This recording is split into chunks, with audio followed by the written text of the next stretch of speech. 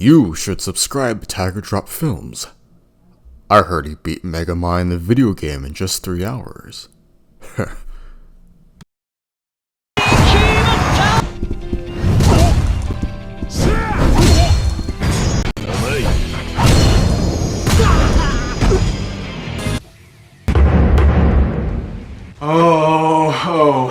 My new bottle cap opener. Stars badge from Resident Evil, huh? Would you look at that? So, I just got back playing the Toilets minigame from Kiwami 2 at my bathroom. But that is besides the point. Today I'm going to talk about a certain character from a certain game I love. That being Masato Aizawa from Yakuza 5. Full spoilers ahead. I'm going to assume you've already played the game, so I don't need to provide any context unless I have to. Without further ado, let's dive into it, and be sure to Tiger Drop that goddamn like button. Do it for me, please. It's easy.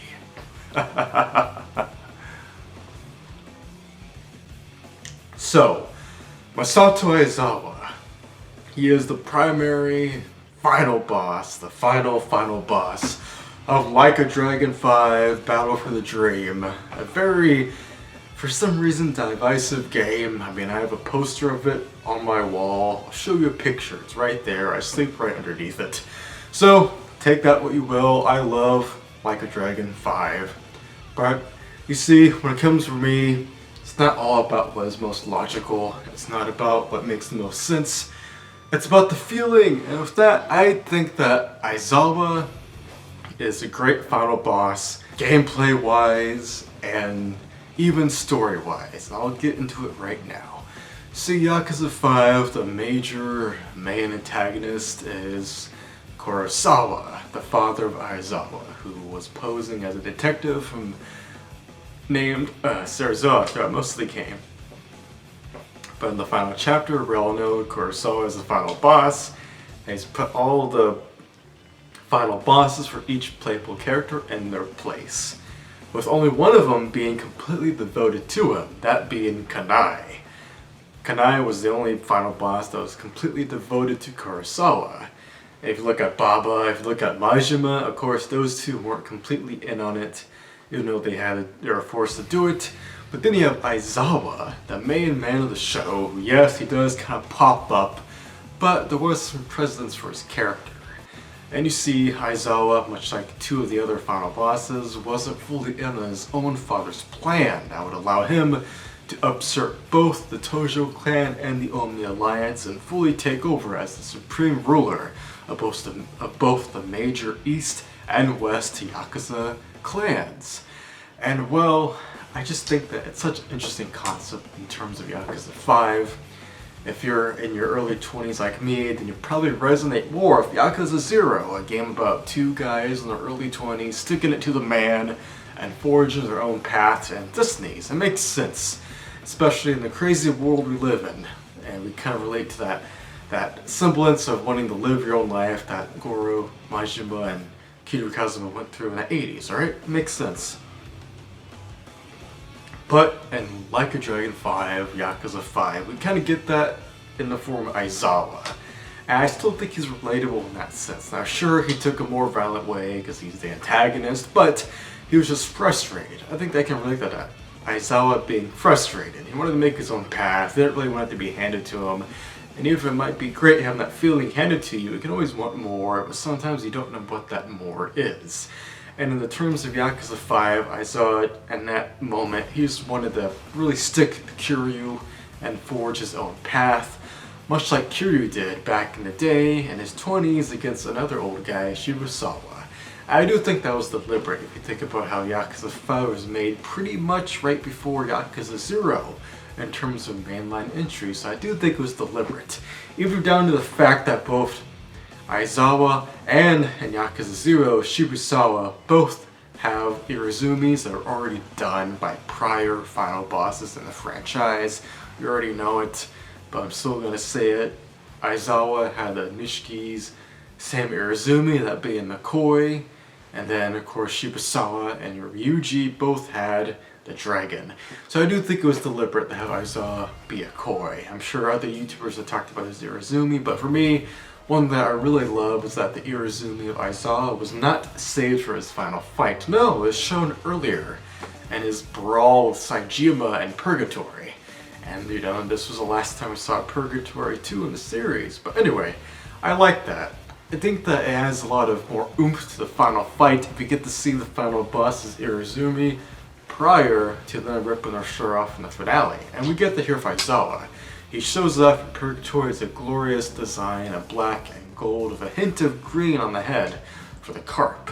And it works.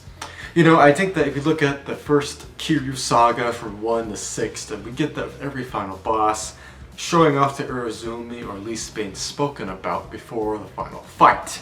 Even Owami has that in 6. And you look at the outliers of Shirasawa, Shishido, and Abina, those three guys, they didn't get that. We only see their Irizumi in the final moments of their appearance, and it still has a great oomph to it, but I prefer having seen their Irizumi before their fight. And I do think that Yakuza 5 delivers on that with Aizawa. The moment you see his Irizumi in Purgatory, I mean, you just know he's gonna show up again. Even in his fight with Saejima, I'll probably show some other guy's footage since I don't have it on me, but he's really worn. He's not fighting at his prime just yet. And that's just part of the gameplay beauty of it, with this being a video game, you know? We get to see how the gameplay affects his style, and it blossoms later on where he really wants to swim upstream and face Kiryu, and he has all these new moves to him. He's much more brutal. He has this new yellow and pink heat aura, and I think it works. The aura of his heat and how aggressive he is, all the damage he takes. He can just tank so much damage and really throw Kiryu around. I think it works. That's why I'm glad we got to fight him one more time before the final fight and that Saejima fight in the arena. For me, it works. And sure, Aizawa still kind of pops up, but the plot twist of the main villain being his own damn father, just unraveling the whole plot and putting all the players in the play. Like I mentioned earlier, Kurosawa was the one who put Kunai, Baba, and Majima in place for the respective final fights to take place. And of course his own son Aizawa would be the final one that Kiryu himself would have to face. Like sure, Kurosawa may be one of those bosses that are antagonists, you don't actually get to punch yourself, but we get enough of it with all the other pawns that are part of his own character. And I do think that, I love how Yakuza 5 is so grand. I know other people may not like it, but I do. The same way I love Resident Evil 6. For me, it just works, especially when you think about this as like, this isn't like the first sequel, the third sequel, this is like a sequel, right? The series has already been going on for a long time, and they gotta kind of put up the stakes, but it makes sense. It feels deliberate for me, you know? So I'm telling it to you right here, right now. And I do think that in the context, just talking about the final boss, Aizawa, him being a koi, you see the presence of fighting him earlier in the game, fighting him alongside Morinaga, and now this time he's alone. And you get to see him get weaker, but he has to get weak before he can get really strong. You know, that kind of Yakuza surrealism, the absurdism of the characters getting ridiculously strong and, you know, peak humanity. It's beautiful. But like, I like to think of video games like this, you know. It's not a movie, it's not just music, you know. With music, like listening to it or watching a movie play out in front of you, you're just watching it, you know. You're a bystander, that's okay, it works in the medium. But for a video game, it's more like a book. You have to pick it up and do it yourself. Like sure, you're going to go through something that other people have done before, you know, they picked up the same media, you have the same book, the same video game, but for a video game and a book, playing it yourself, reading it yourself, just makes it that much more of a richer experience, you know what I mean? And I do think that for all intents and purposes, Aizawa and Yakuza 5, it's just like that. Yeah, you have to play it yourself, but that's part of the experience. And luckily, it's not one of those experiences that for me was too bloated and didn't have a sense of direction. Instead, I think that Like a Dragon 5 was just such a beautiful, complete package to unravel. And it's one that, you know, Yakuza 0 may have been my first entry into the series, but just as I'm a few years older, I still find myself relating to Yakuza 5 as much as I do Yakuza 0, and especially other entries in the series. But if you look at Yakuza 5 this way, the whole dynamic of Kiryu and Haruka being separated and trying to live their own lives, but they're unhappy. I think the unhappiness was the point of Kurosawa and Aizawa. They're both unhappy. We never see Kurosawa and Aizawa share a single moment of screen time together. But we already have a pre-established connection to Kiryu and Haruka, even down to Yakuza 1 and that little bit about J-pop and Yakuza 2, you know, that little connection with Haruka potentially going into the idol industry. It was laid out in Yakuza 2, or I'll have to double check, but at least Kiwami did, right? Bear with me. But then we get the Yakuza 5, and we get to see how Kiryu and Haruka separated. They're kind of really feeling drained. They're still themselves, but they're, you know, we get to play them at their probably their strongest, but they're both trying to find their way. Like, what even is happiness? You know what I mean? In the day and age we live in, everyone, even if it's kind of sucky, you're living a little bit comfortably. At least in the sense of, you know, there's so much to indulge in these days. It's insane, it's maddening, it's overwhelming, and you can even feel lost. You feel lost in the pleasure of all the media and all the things, the restaurants and the nightlife, or the mundanity and all of that, getting stuck in your job, you know, like, that's what I was thinking about, all the 2 jobs I've been through. Just sure, they may have been decent, but there's a mundanity to it that made me feel insane, and you don't feel complacent in the world you're in. I think that kind of ties into Aizawa. He was frustrated, he was fed up, he wanted to take control of his own destiny, and I think that's the point. And we see that play off of Aizawa's whole final fight with Kiryu. It's brutal. Battle for the Dream is blasting. The whole setup is amazing. It takes place in the Tojo Clan HQ, a pre-established place, so you know it's gonna just be an incredible fight. And then you have the whole ending of Kiryu and Haruka. And Haruka rejects her own, what she thought was her dream of making it big and, you know, surpassing her own hardships and being a woman who can take control of her destiny and be a popular pop idol star.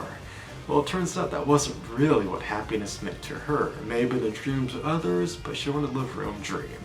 And Aizawa did that too. He just didn't want to be another top Yakuza that had his own legend. He wanted to make his legend by beating up Kiryu. And I'm sure if you know, by some measure he managed to beat him on the fight, he would have gone on and fought Saejima and Majima and Daigo and any other that stood in his way. And I just think that bit of vulnerability you give Aizawa, you know, he puts the katana down, he takes his shirt off, his new suit he just had, and he wanted to fight Kiryu hand to hand. Well, I respect that, you know. I think that if anyone is going to be a challenge for a villain, it's going to be Kiryu. I've already said that many times on this channel, and I just think that the Final Fight Yakuza 5 is rich. It's full of a lot of flavor, it's tasty, it's dynamic. Yeah, it surely has a great dynamic intro.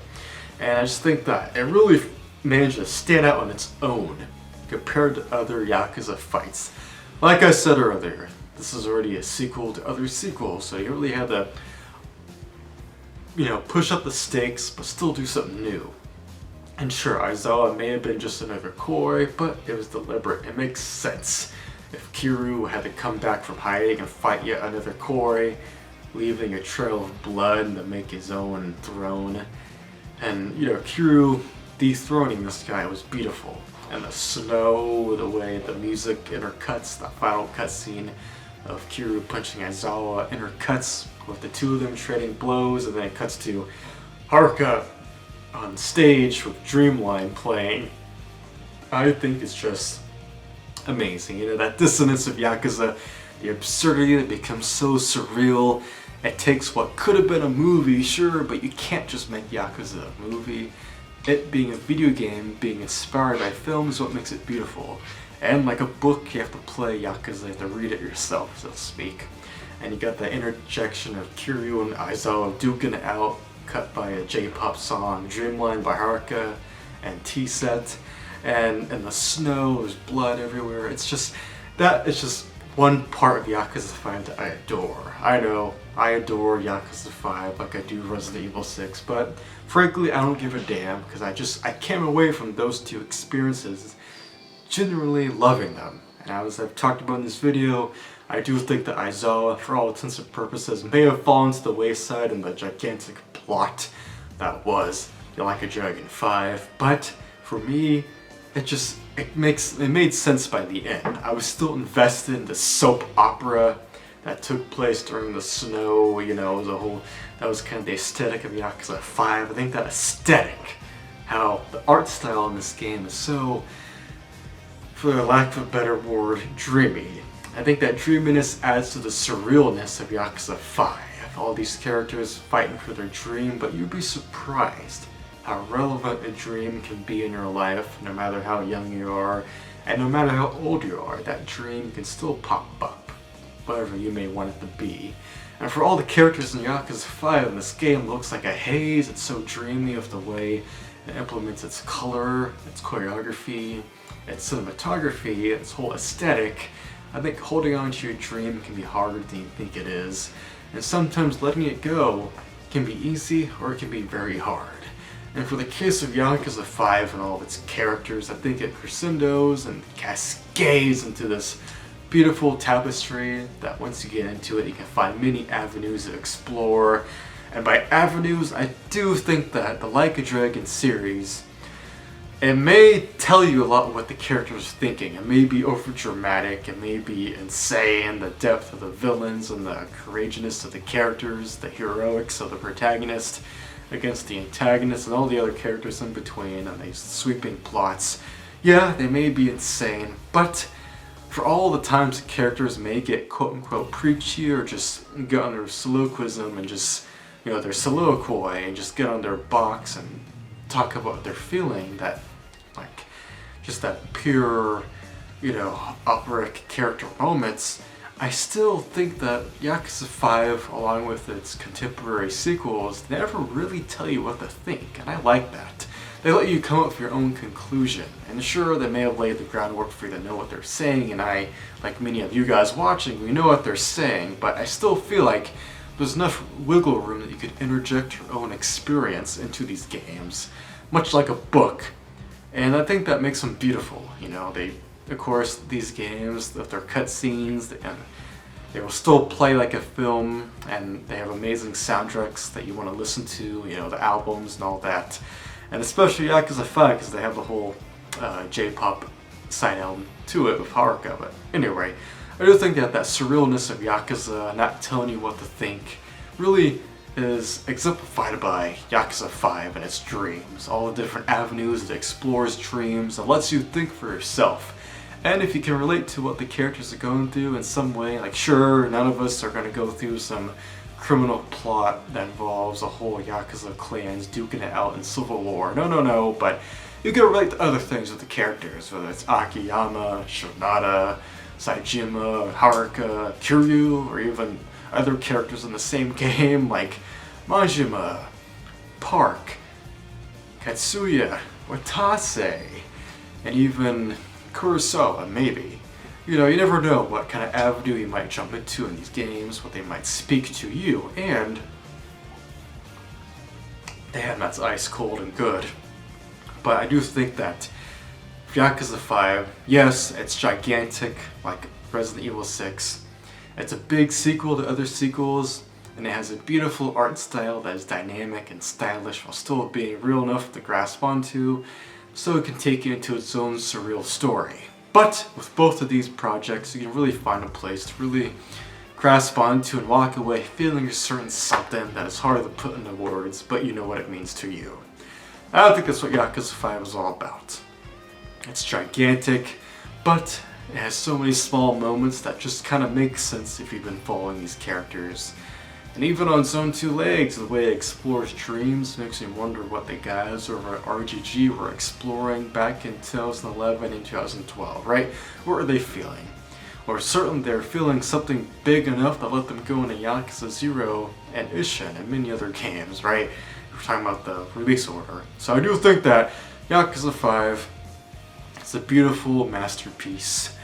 I think Aizawa himself, the way he balances Kurosawa, a guy who just had to fight for his own dreams and dig his way out of the bottom, out of the pit, and into the pinnacle, I think is really interesting. And it makes the dichotomy between Kurosawa and Aizawa, like, really different but fascinating. And I think it really makes them an interesting pair of antagonists in the series. And yes, I do think that we didn't need to fight Kurosawa. We didn't need Django 3.0, but we get just enough throughout all the other final bosses in the game that make up Kurosawa. But still, Aizawa is distinct enough from the other three that he fills his own void. And he's the guy that Kiryu first met at the beginning of the game. And Aizawa had to fight his way to the top like his father, but he wanted a different way of attaining it. He wanted to steal it for himself, so to speak. And then looking back, it's interesting when you consider how Yakuza 5 was a game about Kiryu tearing a guy out of the Tojo clan. And that will lay the groundwork for, again, spoilers for sequels in the future, spoilers, but that whole fight with Aizawa and the Tojo clan laid the groundwork for Shishido's fight and the man who erased his name where Kiryu drags him out of the Omi Alliance HQ, and another big, sprawling, multi-stage battle. And then we get to Obina in Infinite Wealth, Obina, who is a guy who personally burnt down the Tojo clan HQ in pure blood, which is a completely different thing to what Shishido and Aizawa wanted. So it's interesting, Aizawa, he still stands his own ground against Shishido, Obina, and other characters like Awami and Shibusawa and all the other preceding villains. That's what I like. I think Aizawa did a really interesting job making his own path as a Yakuza antagonist, a tremendously amazing boss theme and boss fight to boot. And hopefully we see him pop up in the sequel. I wouldn't mind Aizawa appearing in an Ichiban game. Who knows? Who knows? I can only dream, right? I think that's enough rambling today, but thank you guys for watching. Let me know what you think about Aizawa in the comments. Do you agree with me or not? Either way, let me know. Share this video with your friends. I have a bunch of other Like a Dragon video essays along with other topics I love and fiction that I've talked about on this channel and surplus. I guess you could say the only sponsor for this video was me and myself. But without further ado, thank you for watching, and I'll see ya in the next one. Stay sexy.